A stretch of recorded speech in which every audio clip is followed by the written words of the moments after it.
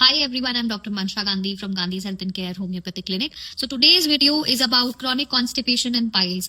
जिन patients को भी chronic constipation और piles का इशू रहता है वो इस वीडियो को ध्यान से सुने और उन सभी तक पहुंचाएं, उन सभी को शेयर करें और जिससे कि वो अपने घर बैठे बैठे अपने piles और chronic constipation को ठीक कर सकते हैं. But before taking any homeopathic medication or any other medication, do consult your physician. अपने डॉक्टर से बात करें. अगर आप कहीं आसपास किसी डॉक्टर को नहीं जानते हैं तो आप हमें कंसल्ट कर सकते हैं ऑन 7289896289.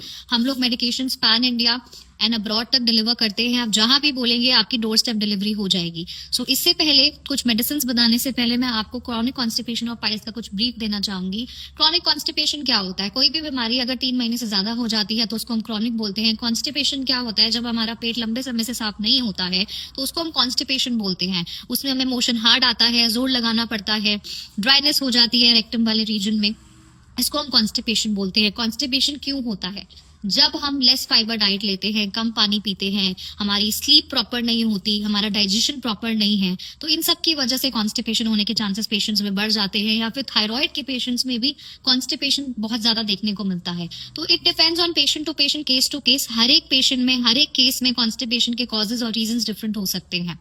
नंबर 2, अगर हमारा कॉन्स्टिपेशन ठीक नहीं होता है तो उसकी वजह से आगे जाके फ्यूचर में 100% पेशेंट्स में पाइल्स डेवलप हो जाता है. पाइल्स भी 2 प्रकार का होता है. Number 1 is bleeding and number 2 is non bleeding. Bleeding piles में सिवियर ब्लीडिंग होती है. कई बार इतनी ब्लीडिंग हो जाती है कि पेशेंट का हीमोग्लोबिन सिवियरली ड्रॉप डाउन हो जाता है. और नॉन ब्लीडिंग पाइल्स में स्वेलिंग ज्यादा रहती है, बर्निंग रहती है, पेन रहता है, मोशन पास करने में बहुत ज्यादा स्ट्रेन करना पड़ता है.